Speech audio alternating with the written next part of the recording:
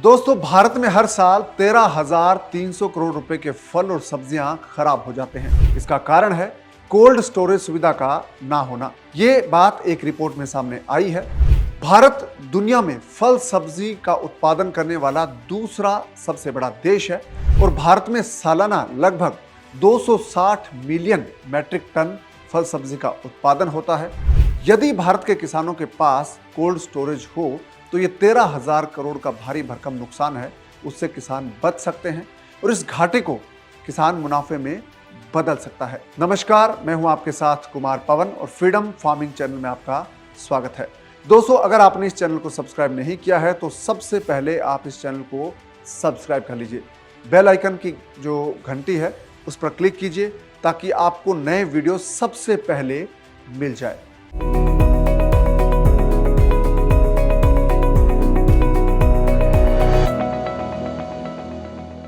दोस्तों, जब आप कोल्ड स्टोरेज बनाएंगे तो उसका फायदा क्या होगा, ये आप जरूर जानना चाहेंगे। तो सबसे पहले आपको ये बताता हूं कि कोल्ड स्टोरेज का फायदा क्या है। दोस्तों, अक्सर देखने में आता है कि भंडारण की सुविधा यानी कि स्टोरेज फैसिलिटी नहीं होने के कारण किसानों को अपनी फल या सब्जी बहुत कम वक्त में जो खराब हो जाती है उसको जल्दी बेचना पड़ता है और इसी बात का फायदा बिचौलिए उठाते हैं और किसानों से फल सब्जी बहुत कम कीमत पर वो खरीद लेते हैं।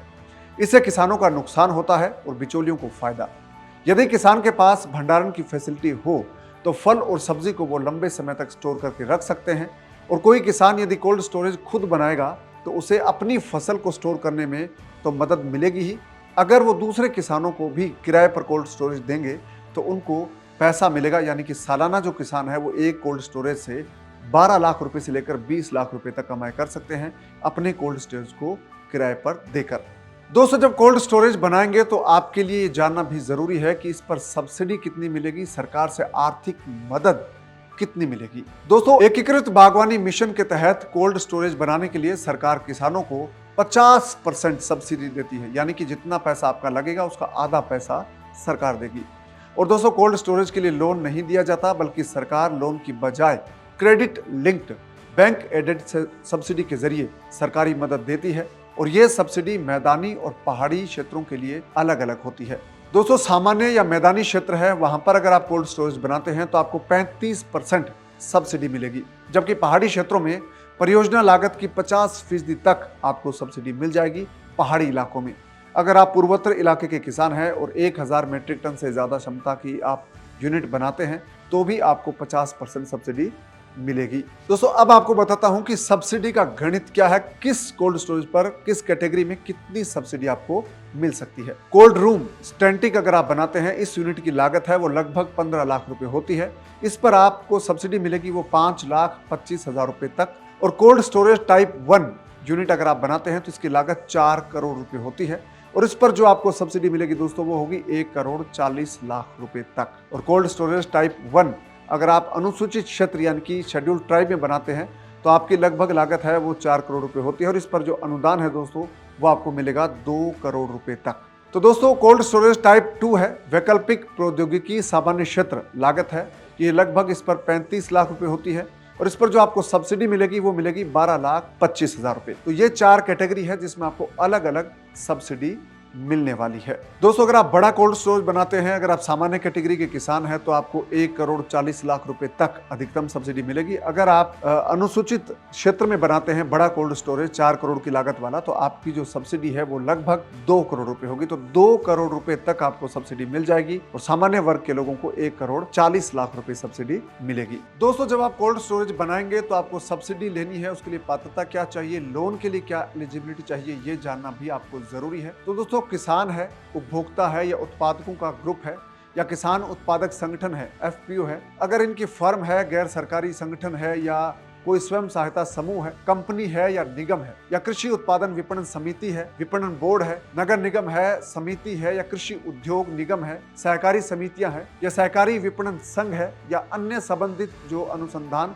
और विकास संगठन है, ये तमाम लोग सब्सिडी और लोन के लिए एलिजिबल है। अगर वो कोल्ड स्टोरेज बनाते हैं तो आपको ये सब्सिडी मिल जाएगी, आपको ये लोन भी मिल जाएगा। दोस्तों हमने सब्सिडी और पात्रता के बारे में तो जान लिया है, तो अब कोल्ड स्टोरेज की स्थापना के लिए आपको सब्सिडी के लिए आवेदन कहां से करना है यह जानना जरूरी, क्योंकि पात्रता आप जान चुके हैं कि कौन लोग सब्सिडी ले सकते हैं। तो दोस्तों एकीकृत बागवानी विकास मिशन है, इस योजना के तहत कोल्ड स्टोरेज की स्थापना के लिए आवेदन मांगे जाते हैं हर साल और अलग अलग वक्त में। आप जिला कार्यालय में जा सकते हैं, वहां पर उप संचालक होंगे या सहायक संचालक उद्यान विभाग के होंगे। दोस्तों कोल्ड स्टोरेज का प्लान या प्रस्ताव है वो आप जिला कार्यालय में जमा करवा सकते हैं। इस योजना में आवेदन के लिए आप राष्ट्रीय बागवानी बोर्ड की आधिकारिक वेबसाइट है उस पर भी आवेदन कर सकते हैं। तो दोस्तों वेबसाइट कौन सी है ये आपको बता देता हूँ। दोस्तों वेबसाइट है http इसके बाद nhb.gov.in ऑनलाइन एप्लीकेशन /रजिस्ट्रेशन फॉर्म.aspx पर आप जाकर आवेदन कर सकते हैं।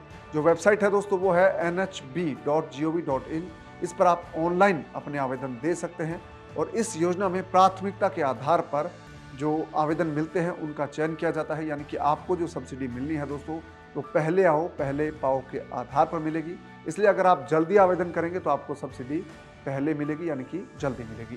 तो कोल्ड स्टोरेज स्थापना के लिए जब आप सब्सिडी लेने जाएंगे तो आपको कुछ दस्तावेज चाहिए होंगे। वो दस्तावेज कौन से हैं ये भी आप जान लीजिए, क्योंकि इस दस्तावेज के बिना आपको सब्सिडी नहीं मिल पाएगी। दोस्तों आपकी एक सेल्फ अटेस्टेड पैन कार्ड या वोटर कार्ड की आपको कॉपी चाहिए होगी, आपका एक आधार कार्ड है वो चाहिए होगा, आधार कार्ड से आपकी पहचान होगी। इसके अलावा आपकी कंपनी, सोसाइटी, ट्रस्ट या पार्टनरशिप फर्म का है पंजीकरण प्रमाण पत्र यानी कि रजिस्ट्रेशन है वो चाहिए होगा।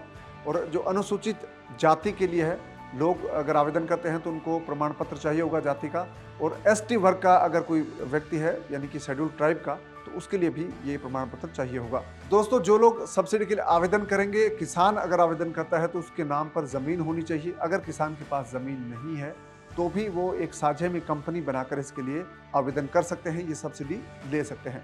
और दोस्तों आवेदक है उसकी परियोजना भूमि में संयुक्त मालिकों में से उसका एक नाम होना चाहिए और उसको अपना एनओसी इसके लिए जमा करवाना होगा।